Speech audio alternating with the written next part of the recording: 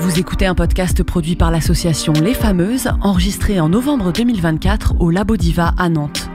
Cette table ronde est un échange entre Cécile C., autrice du livre « Ce que Cécile sait, journal de sortie d'inceste » et Cathy Millard, directrice de SIVS 44, SOS Inceste, Violence Sexuelle. Julie, créatrice de la conférence performée Le Chaperon Vert, fait également partie de cette table ronde. L'échange est animé par Clémence Levaux, coprésidente des Fameuses. Le thème de ce podcast est l'inceste et peut comporter des références à des agressions et de la pédocriminalité. Si ce sujet peut provoquer chez vous une réaction traumatique, nous vous conseillons de choisir un moment propice pour l'écoute et de vous entourer de professionnels. Bienvenue Cécile C, qui est donc autrice, illustratrice, artiste plasticienne et avec qui on va parler de l'ouvrage qui vient de sortir. Cécile, on a dit qu'on se tutoyait d'ailleurs, on se tutoyait toutes si ça vous va, donc on va se tutoyer. Donc, tu es née à La Rochelle il y a un peu plus d'une quarantaine d'années. Tu es passée par les Beaux-Arts de Paris, ville où tu vis toujours. Tu as aussi suivi un cursus en philosophie. Tu aurais pu faire une thèse ou 3 thèses, mais en l'occurrence, la vie et notamment un ponte tyrannique de la philosophie moderne en a décidé autrement. Tu es artiste plasticienne. Tu as 35 000 followers, comme on dit sur Instagram. Tu es illustratrice et tu viens donc de publier Ce que Cécile sait, journal de sortie d'inceste aux éditions Marabout, au mois de septembre, fin septembre, plus de 5 ans après ta sortie d'Amnésie traumatique. Première question, pourquoi est-ce que c'était le bon moment pour toi de publier ce livre, qu'évidemment vous pourrez retrouver à la librairie Les Vagues après? Dans mon histoire personnelle, j'ai une famille qui est marquée par l'inceste, et dans ma famille, l'inceste est matérialisé par la couleur de peau de 2 enfants qui sont le fruit de l'inceste. C'est-à-dire que mon frère et ma cousine, qui est sa sœur, parce qu'ils ont le même père qui a violé une des 2 sœurs, je sais pas si vous me suivez, et ce père étant martiniquais, nous avons 2 enfants métis dans une famille.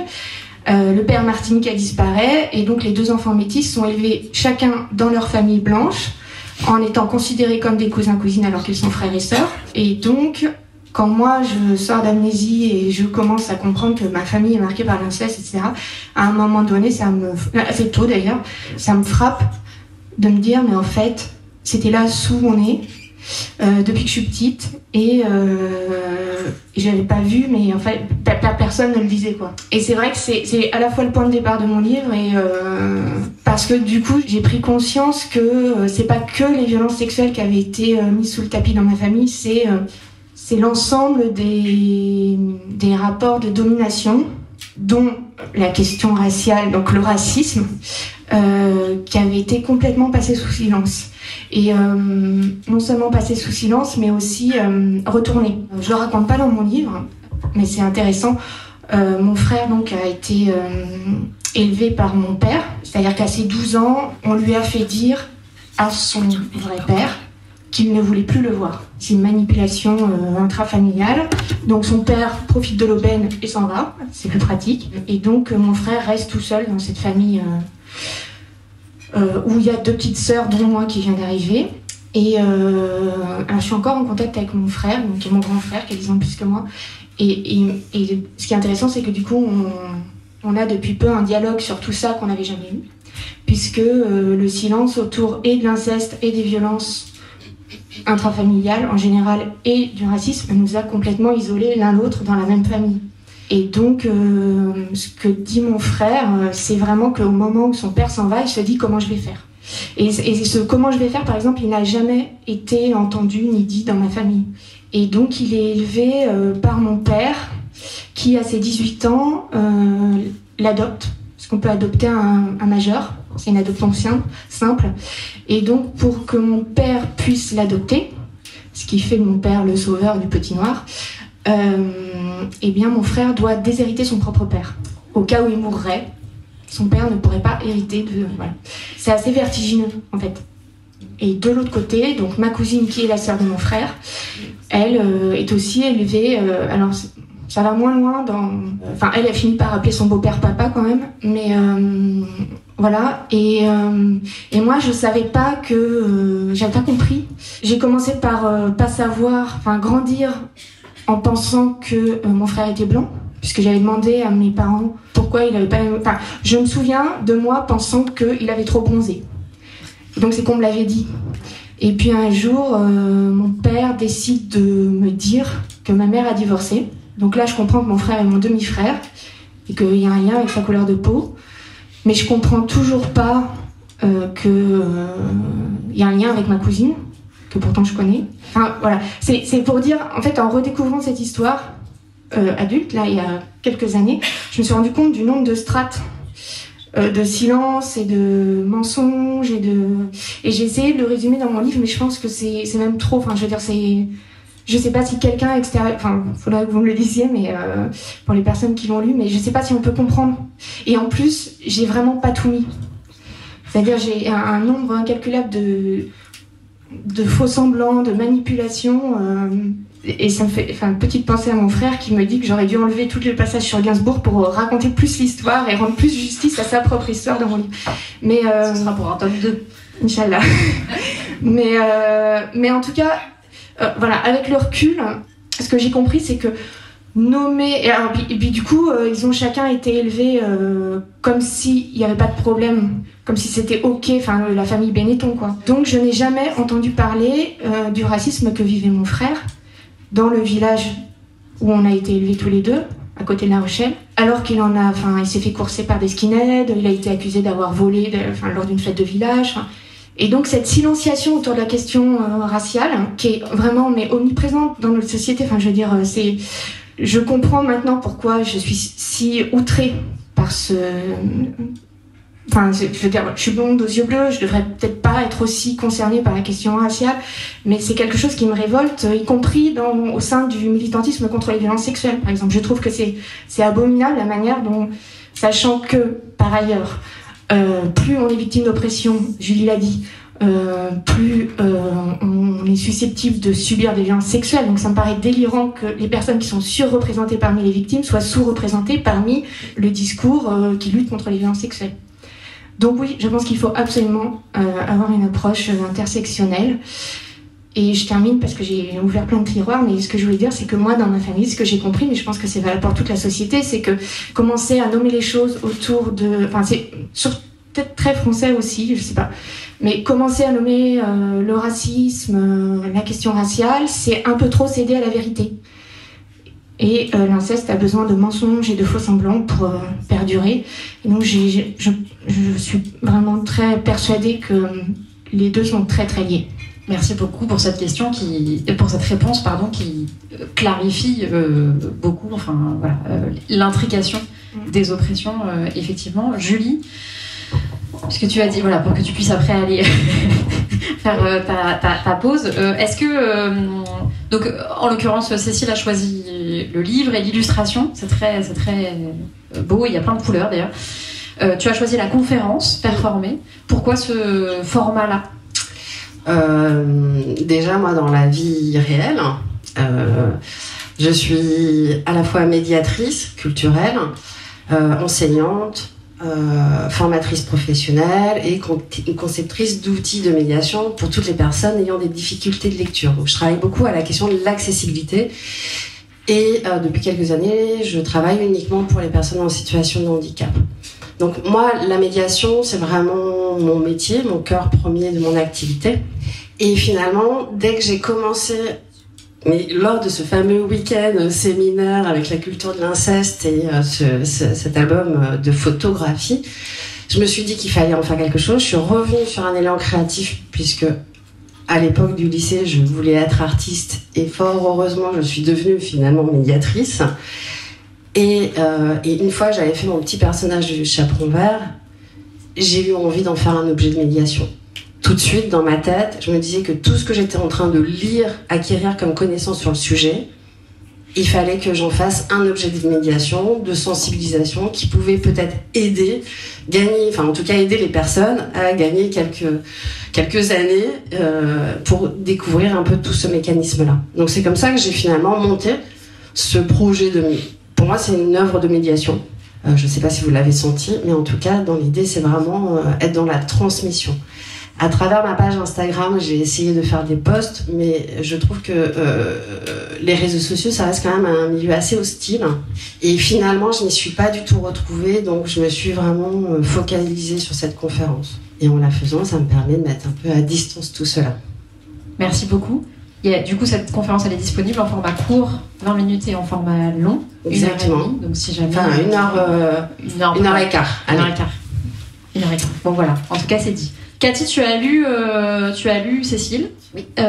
Et tu m'as dit tout à l'heure, cette question n'était pas prévue, mais tu m'as dit tout à l'heure que que ça t'avait ouvert de nouvelles portes. Donc, je rappelle que tu es directrice de SOS Inceste et Violences Sexuelles depuis 2019 et tu en es la présidente depuis 2016. Quelle porte particulière est-ce que ce livre a ouvert chez toi? Voilà. Alors, déjà, oui, j'ai adoré.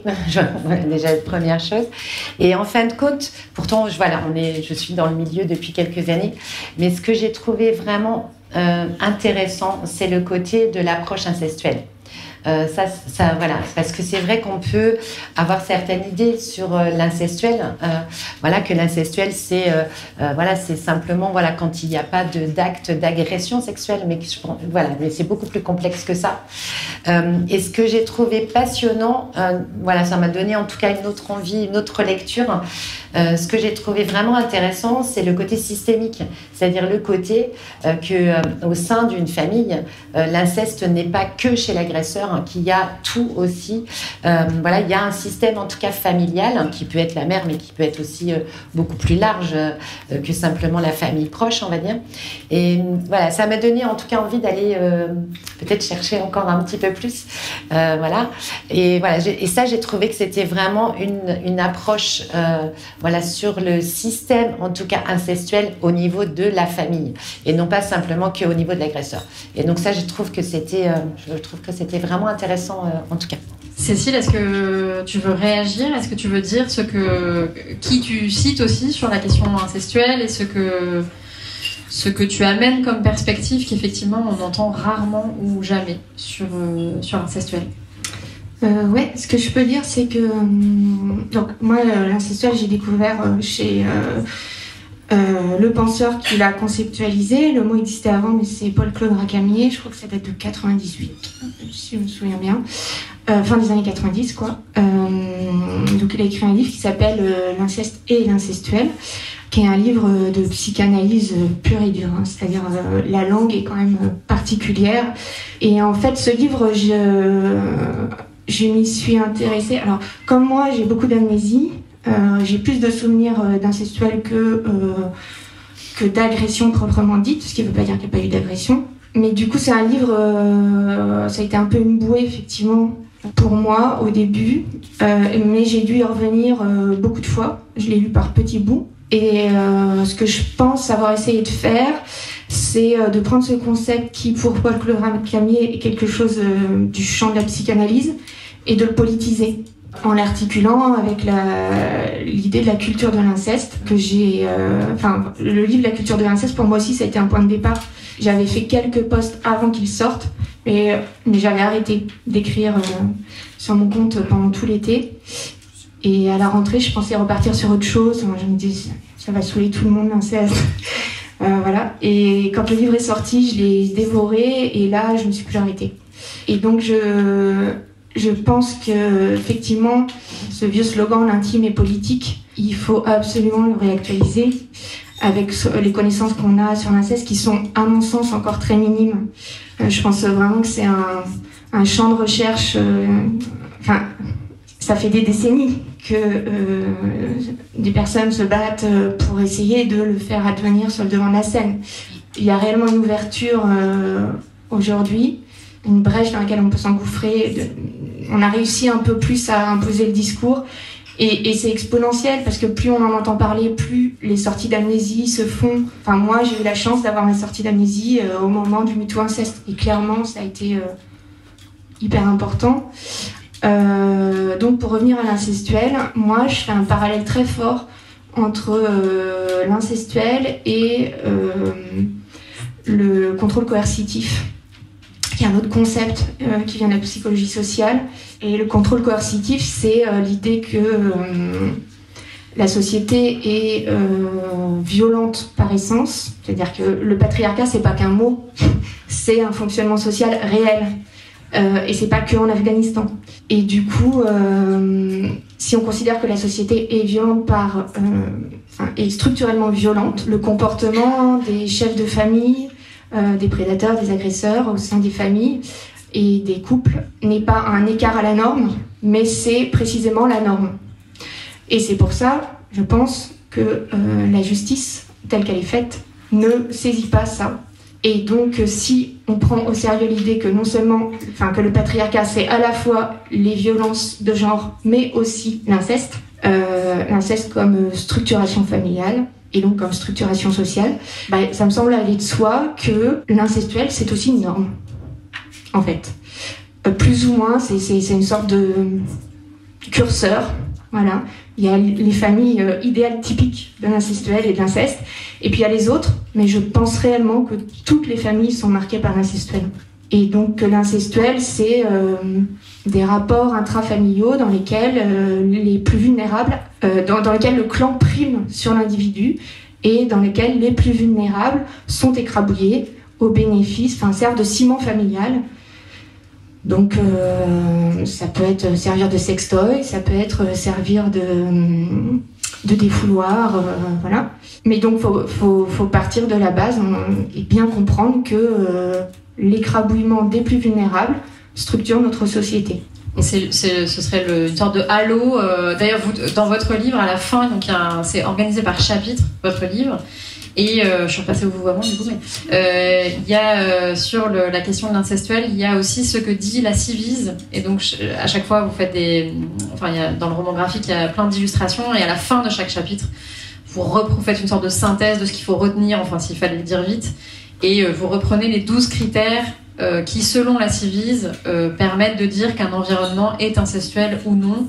Et je crois que dans le cadre de votre famille, sur 12 critères, il y en a 11 qui sont cochés, et voilà, je le dis parce que c'est un outil, ça reste des concepts, comme vous le dites, qui sont en train aussi d'émerger, d'être travaillés, etc. Et donc c'est aussi important de savoir où on se situe, et cet outil-là fait partie des ressources qu'on peut mobiliser, voilà, comme globalement d'ailleurs le rapport de la Civise, mais c'est une autre histoire. Je voulais vous demander à chacune de donner un chiffre, un ou deux chiffres autour de l'inceste qui vous tiennent particulièrement à cœur, et de dire pourquoi est-ce que vous avez choisi ce chiffre-là. Faut en choisir qu'un. Non, tu peux en choisir 12 si tu veux, mais bon. Alors, moi, je dirais celui qui a été dit quand même, c'est 160 000 enfants par an. Je pense que ça, c'est quand même important. Voilà, c'est quand on parle aussi de 3 enfants par classe, de CM1, CM2, parce que voilà, on sait que l'âge des premières agressions, en tout cas, c'est à peu près 7-8 ans. Donc ça, ce sont des chiffres qui sont que des chiffres, mais ce sont des chiffres où je pense que c'est essentiel de se rendre compte, ou même quand on dit 6 millions, c'est-à-dire que de vraiment prendre conscience que voilà, il y a des enfants qui se font violer, qui se font agresser tous les jours. Voilà, il y a un spot qui a été fait d'ailleurs, et je pense que ça, il faut vraiment réaliser et prendre conscience du nombre d'enfants qui sont agressés et qui ne sont pas protégés. On en parlera peut-être après, mais je trouve que ça, il faut qu'on ait vraiment tous ça en tête, parce que ça veut dire qu'on en connaît aussi peut-être tous. Donc c'est aussi important de bien l'avoir en tête. Le spot, c'était un enfant toutes les 3 minutes est agressé sexuellement en France. Je vais répondre un peu par une pirouette. Parce que les chiffres, c'est important pour communiquer. Mais je pense qu'il faut toujours garder un esprit critique vis-à-vis des chiffres. Notamment, il faut essayer de se demander d'où ça sort. Comment on sait. Donc les chiffres qu'on a, c'est des chiffres de prévalence, c'est les enquêtes qui sont faites auprès d'adultes à qui on demande est-ce qu'ils ont subi l'inceste avant 18 ans. Ça fait énormément de biais, puisque déjà il n'y a que les vivants qui répondent, et du coup on sait que l'inceste conduit à des conduites suicidaires, et une des préconisations de la Civise, par exemple, c'est de systématiquement demander aux ados qui arrivent dans les services psychiatriques pour tentative de suicide s'ils ont vécu des violences sexuels. Ensuite, généralement, on ne demande qu'aux personnes qu'on peut attraper, c'est-à-dire que toutes les personnes qui sont à la rue, on ne peut pas leur poser la question. Or, il y a aussi une surreprésentation des victimes de violences sexuelles parmi les personnes les plus vulnérables, donc celles qui n'ont pas de toit. Ça, c'est pour attraper les victimes. Ensuite, la question, c'est que vu qu'il y a de l'amnésie, moi, si on m'avait demandé il y a 5 ans si j'étais victime d'inceste, j'aurais répondu non. Et d'ailleurs, ma mère m'avait demandé et j'avais dit non. Et donc, au-delà après, il y a la culture de l'inceste qui fait qu'on ne va pas qualifier l'inceste. Voilà, ma mère est toujours persuadée qu'elle n'est pas victime d'inceste, ma soeur aussi. Donc, tous ces chiffres qu'on a sont quand même très sous-représentés. Voilà, et je tiens à le repréciser à chaque fois parce que ça m'agace un peu ce côté. Enfin, ça paraît, je sais pas si ça paraît énorme, 160 000 enfants, mais je pense que c'est très en dessous. Voilà, surtout si on prend en compte qu'il n'y a pas que les agressions. Enfin, c'est aussi pratique cette histoire de définir l'inceste à travers le viol, parce que s'il n'y a pas de viol, il n'y a pas d'inceste. Et là, je vais citer Lucille de Pellouan qui a écrit Tout brûlé, qui est là. Et un passage qui m'a vraiment marqué, puisqu'elle fait des recherches pour savoir si elle porte plainte ou pas. Et en plus, elle écrit en vers libre, c'est hyper bien écrit, mais en gros, elle dit la prescription, c'est 30 ans pour une pénétration et 20 ans sans pénétration. Quand on le dit comme ça, je pense qu'on sent toute l'absurdité du truc quand même, de savoir est-ce que pénétrer ou pas, ça fait une vraie différence pour l'enfant qui est dans cette famille-là. Je suis pas sûre. Voilà. Et le dernier chiffre, alors pour avoir un chiffre, il y a aussi la manière dont on donne les chiffres. On dit, on parle des victimes. Bon, bah, s'il y a un enfant sur 10 ou un enfant sur 5, il faut se dire aussi qu'il y a un adulte sur 10. Voilà. Donc parmi nos amis, nos frères, nos cousines, nos mères, enfin je veux dire, la sous-représentation des femmes dans le discours aussi, enfin des femmes autrices de violences, je pense qu'on mesure pas, enfin moi je pense que tout ce qu'on dit aujourd'hui sera presque caduc quand c'est vraiment un champ de recherche, qu'on soit très très nombreux et nombreuses de tous les champs disciplinaires à travailler cette question-là.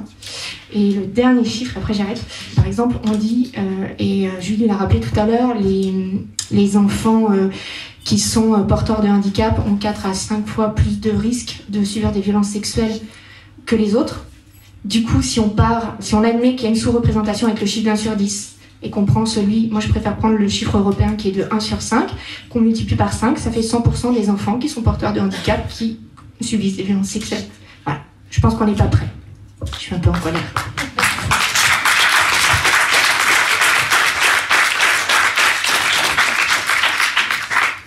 Vous l'avez dit tout à l'heure, vous êtes sorti d'amnésie traumatique au moment de MeToo Inceste. Il y a eu la Familia Grande, il y a eu la Civise, il y a eu Triste Tigre qui est en face de moi, le podcast ou peut-être Une Nuit en septembre 2020.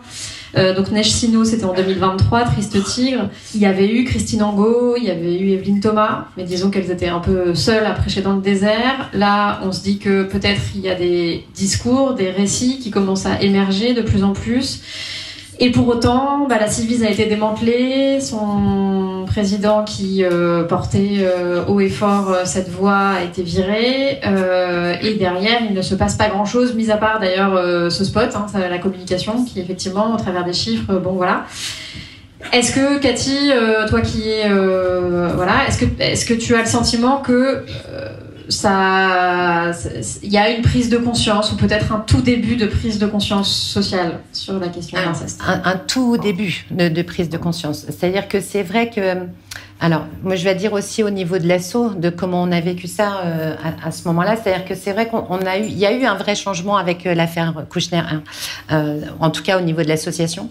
C'est-à-dire qu'on s'est rendu compte qu'on a été débordé d'appels, mais on a été aussi débordé d'appels des proches. Et ça, c'était quelque chose qui était un peu nouveau. C'est-à-dire que les proches se sont rendus compte qu'ils étaient au courant, ils savaient depuis des années que tel enfant avait été agressé, mais on était toujours dans le silence. En tout cas, il y avait vraiment ce silence. L'affaire Kouchner a permis un peu ça, en tout cas, je dirais, en tout cas au niveau de l'asso. Ce que ça a permis aussi, et c'est en ça, quand même, on va essayer d'aller sur un petit peu de positif, ce que ça a permis aussi, c'est de se rendre compte que l'inceste, c'était dans tous les milieux. Et ça, pour nous, c'était quelque chose d'un peu, enfin pour nous, pas nous en tant qu'asso, mais je pense que pour le grand public, c'était quelque chose d'un peu nouveau parce que on avait aussi toujours ces références comme l'affaire Outreau, c'est-à-dire dans des milieux un peu défavorisés, etc. Et donc, au niveau, en tout cas, de la conscience, enfin au niveau de la société, l'inceste, c'est dans les milieux un peu défavorisés, c'est voilà. Et donc, l'affaire Kouchner a permis, en tout cas, on va dire, un début de prise de conscience que l'inceste est dans tous les milieux. Donc ça a été, on va dire, un premier point. Après, sur la Civise, je pense que toutes les assos qui travaillent et qui luttent voilà, pour les victimes de violences sexuelles avaient beaucoup d'espoir sur le fait que, du point de vue politique, parce que c'est quand même la première fois voilà, que du point de vue politique, on dit on va vraiment créer une commission sur l'inceste et les violences sexuelles faites aux enfants. Donc il y avait cet espoir de se dire peut-être que là, enfin, on va nous écouter, nous après en tant qu'association, parce que c'est pas toujours le cas, et on va aussi écouter évidemment les personnes qui ont été victimes. Il y a plusieurs dizaines de milliers de personnes qui ont témoigné, c'est-à-dire en soi c'est l'information sur le fait que ça structure notre société, c'est-à-dire cette commission est créée, il y a un espoir. Voilà, mais il y a le mais. Voilà, il y a ce mais il y a eu un travail qui a été fait pendant 3 ans de la Civise, qui est un travail vraiment exceptionnel avec des préconisations. Mais il y a le mais, c'est-à-dire que au bout des 3 ans, on a remercié Monsieur Édouard Durand, d'ailleurs, bon, pas tout à fait de manière très correcte, et on renvoie à tout le monde, à notre société, que OK, vous avez... En gros, c'est ça, c'est libérer la parole. C'était ce qu'on entendait un peu. C'est important de libérer la parole, c'est important voilà, qu'il y ait tous ces témoignages. On a remercié tout le monde voilà, d'avoir le courage de témoigner, mais après, on leur dit « désolé, ça va s'arrêter là ». Et je me souviens parce que on a eu beaucoup de personnes victimes qui nous ont aussi appelé à ce moment-là, à la fin de la Civise, quand elles ont su qu'Édouard Durand arrêtait, où elles étaient dans des colères, de très très grosses colères, en disant mais comment on peut nous dire qu'il faut parler, comment on peut nous dire qu'on vous croit, etc., etc., et qu'en fin de compte on nous laisse complètement tomber après, c'est-à-dire que toutes les préconisations qui devraient être mises en place, ça, bon, on parlera peut-être plus tard, mais aujourd'hui on leur dit bah non, voilà. Et ça, ce qu'a rejoué aussi pour certaines victimes, ce qu'elles renvoyaient, c'est que ça rejoue ce qu'elles ont vécu. Ça rejoue le fait que quand elles parlent au sein de leur famille, quand il y a un dévoilement, quand elles dévoilent. Alors, peut-être nous, on est plus sur l'âge adulte que, évidemment, sur les enfants, parce qu'on n'accompagne pas, nous, les enfants, mais que les adultes. Et là, ce qu'elle renvoie, c'est que ça rejoue ça. C'est-à-dire qu'elle nous disait, en fin de compte, moi, quand j'ai parlé au sein de ma famille, on m'a dit, oui, on te croit, mais il y a toujours le mais derrière. Mais on te croit, mais en même temps, tu comprends, c'est ton père, je vais quand même pas divorcer. Et puis, c'était il y a longtemps. Donc maintenant, en gros, voilà, il faut que tu avances. Et là, ça a vraiment... Quand on dit pas, c'est fini, ça. On veut plus te voir. Exactement. Alors après, la plupart du temps, oui, elles sont dans des ruptures familiales parce que parfois ce système familial, avec le mais, on défend l'agresseur, en tout cas, voilà. Et donc pour les victimes, et c'est ce que moi j'appelle parfois les doubles peines, c'est-à-dire que voilà, elles ont le courage de parler, elles ont même le courage parfois de confronter leur agresseur et de dévoiler au sein de la famille, dans l'ensemble de la famille, mais il y a toujours ce mais. Et la manière dont ça s'est terminé avec la Civise, en tout cas, eh bien, ça a vraiment rejoué ça. Et c'est en ça que, oui, il y a eu des choses positives, parce qu'il faut quand même parler de choses positives, parce que voilà, parce que c'est vrai que depuis quelques années, même si c'est récent, on parle beaucoup plus d'inceste, il y a eu beaucoup plus d'émissions, de livres, de podcasts, etc. Donc, je pense qu'il y a un peu plus, on va dire, une prise de conscience de la société de l'inceste, de ce qu'est l'inceste. Mais après, le champ du travail et le champ, voilà, on en reviendra après, mais de l'accompagnement et de la prise en considération des victimes, on n'y est pas du tout. Vous êtes combien de psychologues chez SOS Inceste ? Donc, elles sont 4 psychologues et une infirmière en santé mentale. Et vous êtes comment sur les plannings ? Alors, Alors sur les plannings, on est débordé de toute façon parce qu'on n'est pas assez nombreuses, qu'on a beaucoup de demandes. Parce qu'on a aussi, alors c'est un choix aussi de l'association, c'est-à-dire que on a fait le choix depuis quelques années de proposer de la thérapie individuelle, donc gratuit pour les 15-25 ans et à coût extrêmement réduit parce qu'on est plutôt sur 20 € la séance, parce que on sait aussi dans le parcours des personnes qui ont été victimes, il y a toute la difficulté de trouver une psychologue formée au trauma complexe, et donc c'est un accompagnement. Voilà, spécifique. Et donc, voilà, nous, on a fait ce choix de proposer ça de manière, évidemment, pas comme en libéral, aussi parce que ça fait partie des conséquences. C'est-à-dire il y a beaucoup de femmes qui sont dans de très grandes précarités, donc qui n'ont pas la possibilité non plus de payer 60 ou 70 € la séance. Et donc forcément, oui, on est débordé, on est limité au nombre de thérapies aujourd'hui parce que les psychologues ont un emploi du temps extrêmement chargé. Et vous n'êtes pas débordé de subventions, j'imagine. Non. Cécile, est-ce que tu veux réagir sur un début des prémices de prise de conscience collective? Ce que je crois, c'est que faut pas se leurrer sur la manière dont les choses fonctionnent. C'est-à-dire que on a un président qui a nommé au gouvernement des hommes accusés de viol et un ministre de la Justice qui a c'est pas très connu, mais qui a défendu l'inceste heureux au procès Manéché. C'est-à-dire que c'est aussi assez délirant cette histoire, mais un père qui avait violé 2 de ses filles et ce qui avait amené l'une d'entre elles à être enceinte de son père. L'une des 2 filles, je ne sais plus si c'est la cadette ou l'aînée, a réussi à porter plainte. Il y a eu un procès. Et elle a écrit un livre qui n'est pas assez cité, je crois. C'est Betty Manéché. Et je me souviens plus le titre de son livre. En tout cas, c'est Betty Manéché avec EZ à la fin. Et ce livre, il est assez bouleversant. Donc, elle explique qu'au moment où elle réussit à porter plainte, elle est quand même encore très sous emprise. Et en fait, son père la convainc que c'est lui qui va choisir l'avocat, que ce sera mieux pour tout le monde. Et donc, il choisit Éric Dupond-Moretti, qui sortait du procès d'Outreau, où il a maltraité des enfants. Il a été l'avocat des filles, mais payé par le père. Ce qui a abouti à ce qu'il défende un inceste heureux et que le père soit relaxé et qu'il puisse sortir du tribunal et se mettre en concubinage avec la fille et le petit garçon. Et puis, quand cette fille, elle aussi, à un moment donné, réussit à se dire qu'il faut qu'elle parte, en gros, au moment où le petit garçon commence à poser des questions, eh bien, il la tue. Et ce qui fait dire à Betty Manéché que si la société avait su dénoncer l'inceste et ne pas accepter qu'on puisse plaider des incestes heureux, sa sœur serait encore en vie. J'en profite, c'est une petite parenthèse, mais c'est vrai que je suis toujours... j'insiste sur le fait que c'est pas aux victimes de dénoncer l'inceste, c'est à la société de le faire. Donc un président qui choisit ce genre de personnage pour incarner la justice ne peut pas être quelqu'un qui cherche à faire des avancées. Voilà.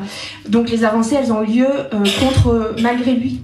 Voilà. Moi, je crois vraiment que Durand, Salmona, Arnaud Gallet, ils ont hacké le game, mais ça allait pas durer, c'était sûr.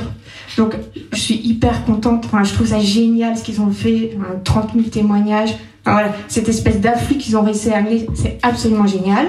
C'est un acquis. Voilà, ça existe, le rapport est là. On s'est reconnu, comme dit Édouard Durand, on s'est reconnu, on s'est trouvé, on va pas se lâcher. Mais moi perso, j'attends rien. Enfin, mais c'est aussi mon passé de militante qui fait ça. Je sais que c'est nous qui arrachons les droits, c'est pas les droits qui nous sont accordés. Donc en tout cas, je ne mettrai au crédit, certainement pas du gouvernement, d'avoir fait ni un spot, ni d'avoir mis la Civis en place. Voilà. Et je précise que...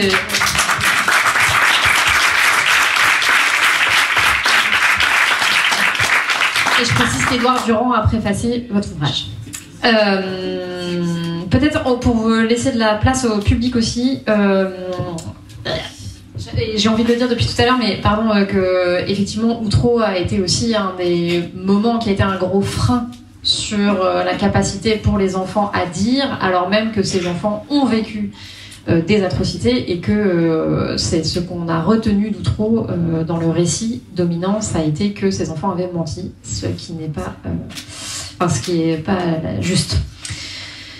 À la fin sur la fin de ton livre, il y a un passage que je voudrais lire. Ou est-ce que tu préfères le lire ? Non. Eh bien, je vais le lire et après peut-être vous faire réagir. Donc c'est un chapitre qui s'appelle « Je te crois » est un verbe d'action. Et tu écris ceci: tu vas arrêter de te raconter que tu peux ménager la chèvre et le chou, soutenir Cécile et garder tes petites habitudes. Si tu dis « je te crois », tu dois sauter une bonne fois pour toutes de l'autre côté du miroir avec moi. Sinon, tais-toi. Voilà ce que j'attends de toi, de ceux et celles qui disent m'aimer. Je te crois est un verbe d'action. J'en ai des frissons en le lisant.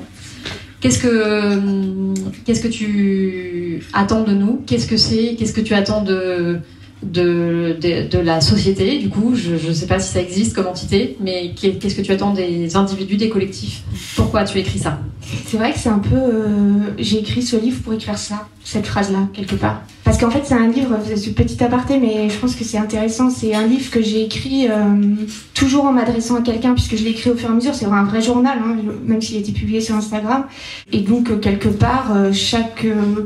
chapitre du livre, chaque post que j'ai fait était adressé plus à un groupe de personnes ou à une personne. Et ce chapitre en particulier était adressé à une de mes amies, à qui je n'ai pas dit qu'il lui était adressé, mais elle l'a lu et ça a eu des conséquences, puisque elle a choisi de ne pas aller au mariage de ma sœur où moi j'étais pas invitée alors que mon père l'était. Donc j'étais contente. En fait, comment dire, je pense que l'inceste est tellement massif. Même quand je le dis, on ne se représente pas ce que ça veut dire. Mais moi-même, j'oublie tout le temps ce que ça signifie. C'est pas possible. À la fois, hier, il était question d'être obsédée par ça. Oui, je vis avec l'inceste, je ne parle que d'inceste. Voilà. Et en même temps, je passe ma vie à oublier. Et donc, ce que je supporte pas personnellement, probablement parce que c'est précisément l'attitude de ma famille qui se joue là, c'est qu'on se paie de mots et qu'on prétende... je supporte pas les interviews journalistiques dans lesquelles les journalistes font l'interview comme si eux-mêmes n'étaient pas positionnés vis-à-vis de l'inceste. Comme s'il y avait les pauvres victimes et puis les gens neutres qui n'ont rien à voir avec l'inceste. Ça n'existe pas. Partout où je passe, je veux dire, dans les librairies où je passe, une fois sur deux, les libraires qui m'invitent me disent moi aussi. Et donc, déjà, ce que j'attends, c'est que chacune qui a envie d'être du bon côté de la barrière, c'est-à-dire de ne pas être quelqu'un qui va fermer les yeux ou promouvoir l'inceste, de ne pas être quelqu'un qui est du côté des pédocriminels, si on veut être du bon côté de la barrière, on commence par se regarder soi. Et généralement, on s'arrête là parce qu'il y a beaucoup de travail. Moi-même qui parle et qui ai fait un livre, je passe mon temps à rater. Je vais donner un exemple. Donc, je suis toujours en contact avec mon frère, à qui j'ai fait lire les épreuves du livre avant que le livre sorte. Parce que c'est la seule personne de ma famille qui a eu cet honneur, mais c'était parce que c'est aussi la seule personne de la famille avec qui j'ai un rapport de vérité. C'est-à-dire que c'est pas quelqu'un qui fait semblant, qui fait comme si je parlais pas de ça tout le temps. C'est pas quelqu'un qui... quand on se voit, on parle de ça. On parle pas que de ça, mais on parle de ça, de où on en est, de qu'est-ce qu'on a compris, qu'est-ce qu'on n'a pas compris. Et donc, je lui ai fait lire les épreuves. Il m'a laissé faire. Je veux dire, il m'a dit que c'était important que je raconte cette histoire, que c'était ma façon de la raconter, et qu'en aucun cas, il souhaitait s'y opposer. Et voilà. Et puis, le livre est sorti, et ça faisait 6 mois que j'avais pas de ses nouvelles. Et je sentais bien qu'il y avait quelque chose. Et on a fini par se revoir il n'y a pas très longtemps, et il me dit qu'effectivement, alors il l'a pas lu en entier, mais il a lu les passages au moins qui le concernent, et quand il a lu le livre, il y a quelque chose qui l'a mis extrêmement en colère. Et en fait, c'est que j'ai écrit qu'au moment où ma tante revient dans la famille avec ma cousine sous le bras, donc cette petite fille qui matérialise le viol qu'elle a subi et l'inceste, dans la famille, il est décidé, on ne sait pas trop par qui, probablement par mon père, mais qu'on l'appellera donc, que mon frère et ma cousine seront appelés cousin-cousine et pas frère et sœur, alors qu'ils ont le même père et leurs mères sont sœurs.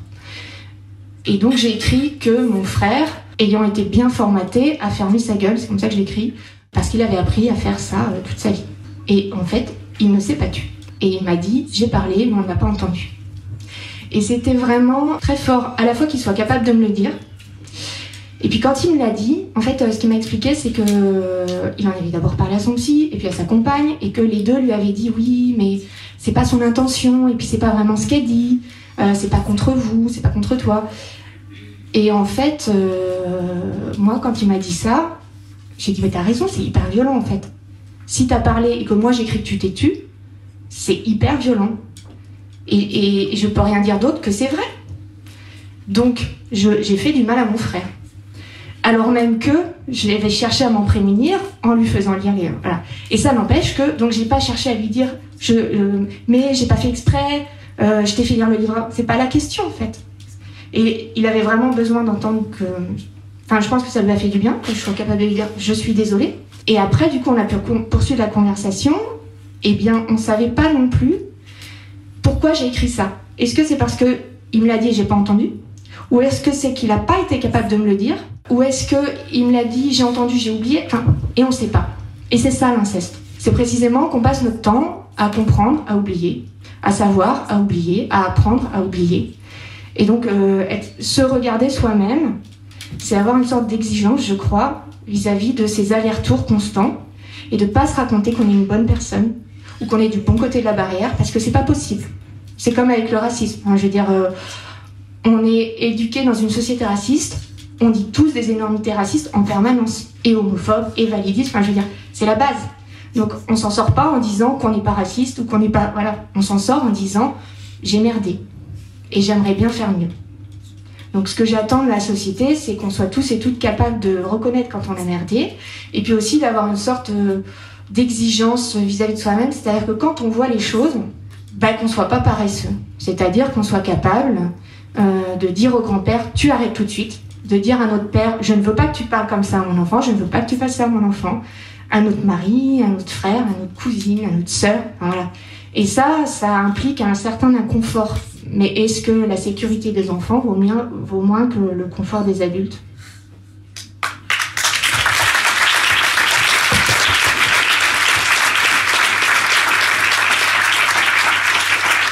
Merci beaucoup, Cécile.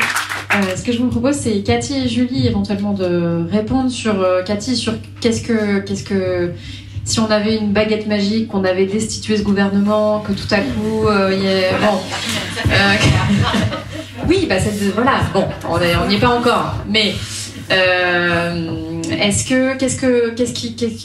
voilà, en gros, c'est quoi le plaidoyer de SIVS 44 pour le faire simple? Et pendant ce temps, Julie, tu peux aussi tout à fait répondre à cette question ou dire autre chose que tu as envie de dire pour terminer cette partie d'échange. Et on va passer le micro dans la salle pour les personnes qui ont des questions à poser à nos invités. Vas-y, Cathy. Ok, je vais faire court. Donc voilà, parce que là, ça, baguette magique, ouais, ça. Bon, je vais essayer de faire court. Je pense que, en tout cas, ce qui nous semble important, ça serait, voilà, qu'il y ait vraiment un vrai bouleversement, en particulier sur l'accompagnement des enfants. Pour rebondir aussi sur quand les enfants parlent et qu'on minimise les faits ou qu'ils ne sont pas mis en sécurité quand ils ont parlé et qu'ils sont toujours en contact avec l'agresseur, en particulier. Là, je le dis parce que c'est aussi notre quotidien, ce qui peut nous mettre extrêmement en colère quand les mamans nous appellent qu'elles essayent d'être des mères protectrices et que la justice, et en particulier le JAF, continue en tout cas à laisser l'enfant chez l'agresseur et que l'enfant continue à être agressé. Ça sont des choses qui nous mettent à la fois extrêmement en colère, et ça c'est aussi le quotidien des mamans protectrices et le quotidien aussi de notre asso. Donc ça c'est une des premières choses. Je pense que il y a à la fois l'accompagnement des enfants, parce qu'aujourd'hui c'est pas le cas du tout. Voilà, je veux pas dire que rien n'est mis en place sur l'accompagnement des enfants, mais en tout cas rien n'est mis en place sur l'accompagnement des enfants qui sont victimes de violences sexuelles. Donc ça serait une des premières choses, et on en est extrêmement extrêmement loin. Et si on arrivait déjà à mettre ça en place, ça veut dire aussi qu'on donne la possibilité à ces enfants de se reconstruire, de ne pas être, pour rebondir sur ce que tu as dit tout à l'heure, c'est-à-dire ne pas être dans la survie pendant des années, ne pas avoir toutes les conséquences du trauma pendant des années, et donc de donner la possibilité à ces enfants d'être mis en sécurité et d'être vraiment accompagnés au niveau du soin, et aussi la mère la maman quand on est sur des mamans qui sont protectrices. Ça serait la première chose, parce qu'on sait aussi que les enfants qui ont été victimes peuvent aussi devenir après des agresseurs. Donc si à un moment donné, on veut vraiment combattre ce fléau, il faut commencer par ça, c'est-à-dire commencer déjà par la prise en charge des enfants, ce qui n'est pas le cas du tout aujourd'hui. Ça serait une des choses. Après, j'en ai plein d'autres, mais je vais en mettre une autre sur la justice. Parce que aujourd'hui, en 2000, il y a eu le seuil de consentement que les assos attendaient depuis des années. Sauf que on constate encore aujourd'hui, nous au quotidien, des personnes qu'on accompagne, on constate encore aujourd'hui qu'il y a encore des classements sans suite, que ce seuil-là, je sais pas, nous en tout cas on ne le constate pas, dire que la loi est pas appliquée, ça veut dire en tout cas, dans ce que nous on entend, non, la loi, nous de ce qu'on entend, la loi elle n'est pas appliquée. En particulier quand on est sur des agressions sexuelles où la justice va dire il n'y a pas de preuve, mais il se passe rien. Rien du tout. Donc je dis ça parce qu'il faut comprendre aussi pour les victimes, dans leur parcours de reconstruction, elles vont pas forcément aller porter plainte dans un premier temps. Elles peuvent le faire un peu plus tard, mais c'est pas forcément, c'est pas forcément la première, en tout cas, initiative ou demande qu'elles vont avoir. Mais c'est quand même extrêmement important pour elles. Donc, à un moment donné, dans ce parcours de reconstruction, la justice, c'est ce qu'elle représente. La justice doit représenter aussi, à un moment donné, à la fois la société. Je rebondis sur ce qui a été dit tout à l'heure. Là, on en est évidemment extrêmement loin. Parce que pour une victime, de dire « je suis reconnue par la justice », comme quoi j'ai été victime. Ça ne veut pas dire qu'on l'est toute sa vie, évidemment, mais comme quoi j'ai été victime. Et donc, on remet aussi à l'agresseur la responsabilité des actes qu'il a faits. Parce qu'il ne faut pas oublier non plus les agresseurs, évidemment. Donc là, ce qu'on renvoie encore et encore comme message, malgré les lois, il y a des lois, hein. Le problème, ce n'est pas les lois, le problème, c'est l'application des lois. Quand on entend qu'encore aujourd'hui, il y a des hommes qui vont faire 3 ans avec sursis, au mieux peut-être 3-4 ans de prison sur viol sur mineur, c'est juste impossible d'entendre ça. Impossible d'entendre ça pour les victimes, mais impossible d'entendre ça, évidemment, pour après, même la société. C'est-à-dire il y a une impunité totale pour moi des agresseurs. Voilà. Donc c'est ça qui... Alors il y en aurait d'autres, mais on aurait commencé déjà par ça. Et puis pour aider aussi, il y aurait aussi évidemment la partie de la formation des professionnels. Ça c'est indispensable, c'est-à-dire vraiment sur tous les champs de la santé, mais pas que. Donc ça c'est vraiment indispensable parce que une fois que les professionnels sont formés aussi à c'est quoi le psychotrauma, c'est quoi les conséquences, c'est quoi, comment on peut repérer, déjà peut-être qu'ils auraient un peu moins peur de poser la question. Évidemment, quand on n'a pas l'information, quand on ne sait pas, il peut y avoir aussi cette peur-là de poser la question, mais aussi parce qu'on est dans un déni, d'être comme ça. Un peu total. Oui, voilà. Et d'autant qu'effectivement, il faut continuer de creuser les recherches, etc. Oui. Et on en est tout près, mais pour le coup, repérer, on saurait le faire. Enfin, il y a toute la littérature existante pour repérer Mais bon, je sais qu'on avait cette conversation et vous m'aviez dit non, mais c'est pas du tout là qu'il faut regarder. Là, on va lancer une playlist féministe. Il nous reste à remercier infiniment et très chaleureusement Cathy, Cécile et Julie pour leur présence. Mais merci à chacun et chacune d'entre vous aussi. Vous venez d'écouter l'enregistrement d'une table ronde organisée par les Fameuses en novembre 2024 au Labo Diva. Merci à Cécile C, Julie du Chaperon Vert et Cathy Millard pour leur présence. Si vous souhaitez adhérer, donner ou collaborer avec l'association, rendez-vous sur lesfameuses.com ou sur Instagram @lesfameuses_, sur Facebook ou sur LinkedIn. Merci pour votre écoute.